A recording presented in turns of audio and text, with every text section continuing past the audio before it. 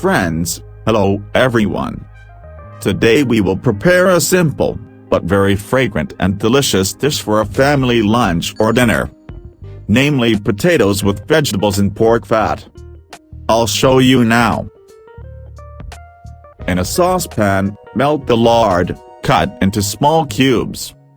Add the meat, cut into small pieces. Fry until golden brown.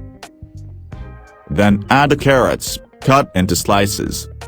Fry for 5 minutes. Onion, cut into half rings.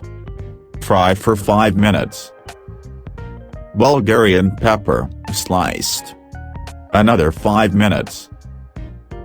Add coarsely chopped potatoes, a piece of butter, 200 milliliters of water, spices, dried parsley and salt. Do not mix. Cover with the lid, turn down the heat and simmer for 40 minutes.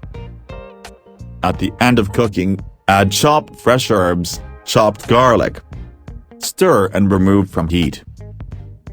This is all, friends. Here is such a simple and very tasty recipe for juicy potatoes we have turned out. Enjoy your meal.